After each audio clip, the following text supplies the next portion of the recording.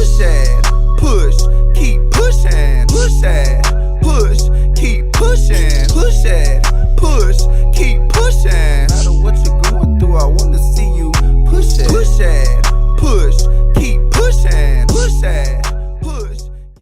Good evening, everybody.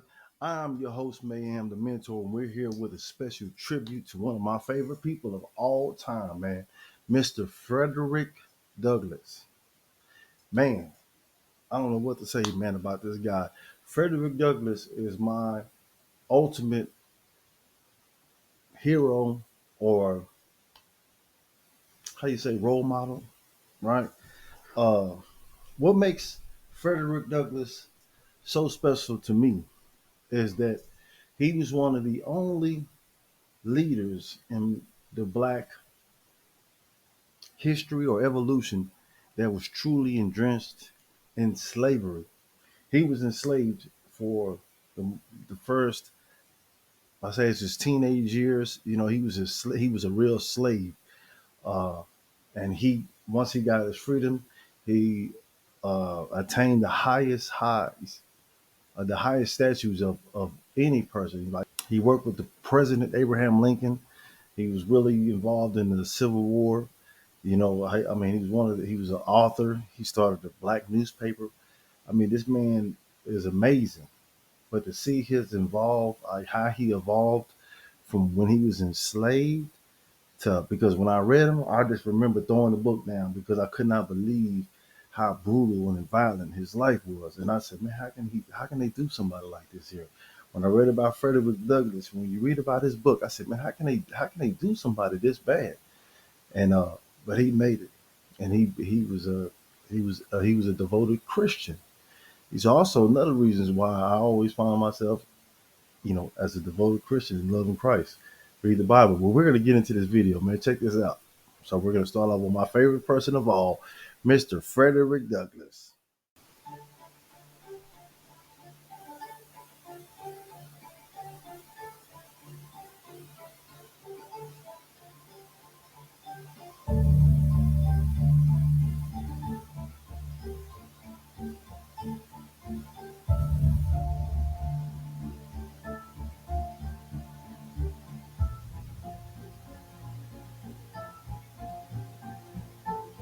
They don't know his exact He was date. born into slavery on the eastern shore of Maryland to an enslaved woman and to a white man. It was presumed that his enslaver was his father. He only saw his mother a handful of times his whole life, and that's because she lived on a plantation that was 12 miles away.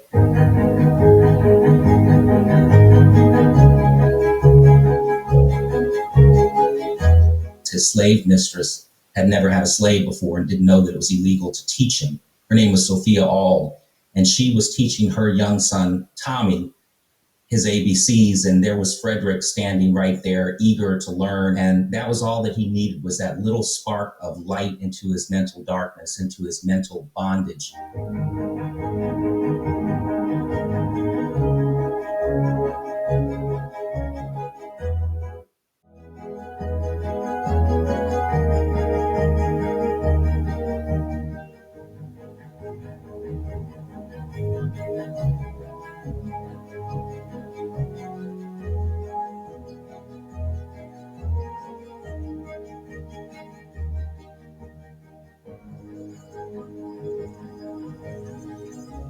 On September 3rd, 1838, he disguised himself as a sailor, and with the help of my great-great-great-grandmother, Anna Marie Douglass, whom he had met while enslaved in Baltimore. She was the first person in her family to be born free.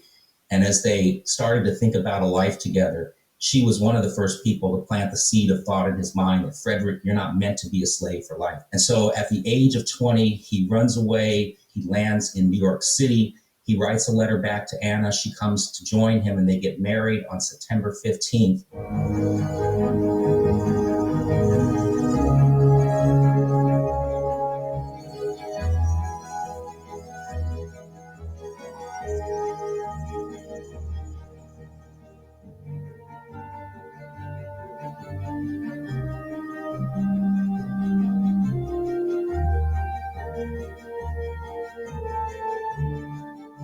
He had this natural gift for communication. He was eloquent, he was charismatic, he was theatrical, and he was even funny. He was giving a firsthand account about the brutality that he had suffered, endured, and survived while enslaved. He was giving this firsthand account to the American public. And so the abolitionists understood that they had a star in their hands. And so they asked Frederick to join the Anti-Slavery Society as a paid lecturer.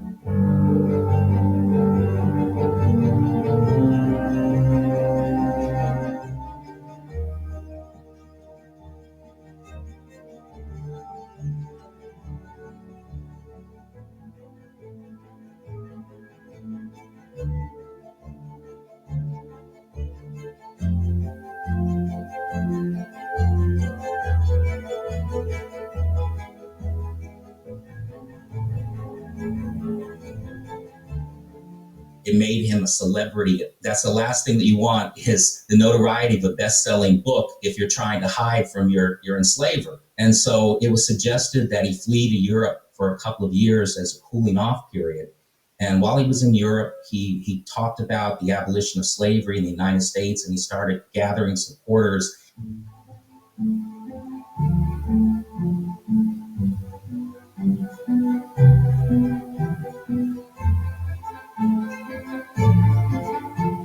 The abolitionist paper, the North Star, was important because he could get his messaging out there, and he could write, he would write thousands of articles over his career. And really, to be a Black owner of a newspaper at that time was a big deal.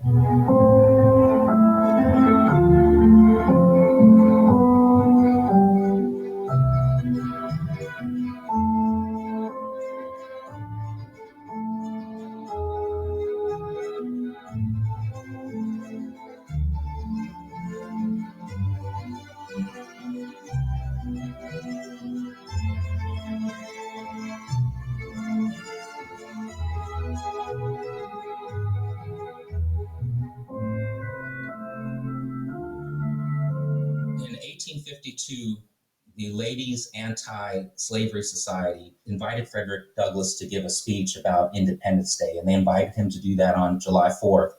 Well, in protest, he gave the speech on July 5th. Frederick Douglass gave a scathing speech. He said, "What to the slave is your 4th of July?"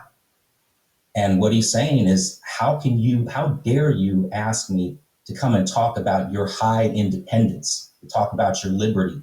He said, "This nation is guilty of crimes that would disgrace a nation of savages."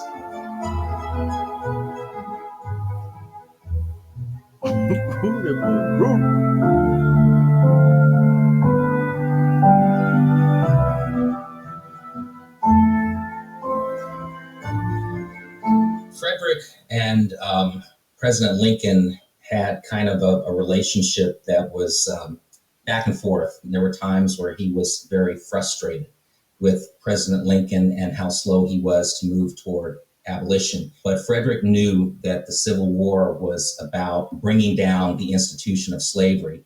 And so Frederick's importance during this time was he pushed Lincoln, he agitated.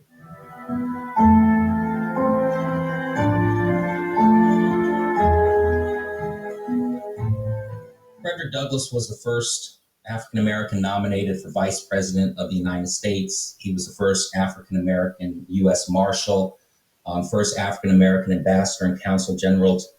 A slave, from a slave to being nominated for the Vice President of the United States of America.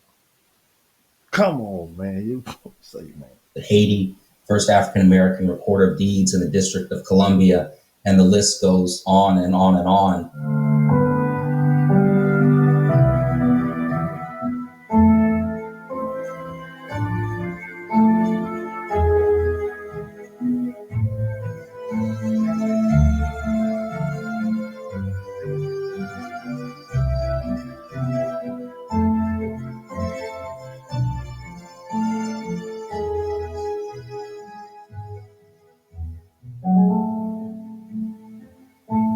He said, "I never want to look like a happy, amiable fugitive slave. And when you look at a picture of me, you're never going to deny that I'm a man worthy of freedom, worthy of citizenship.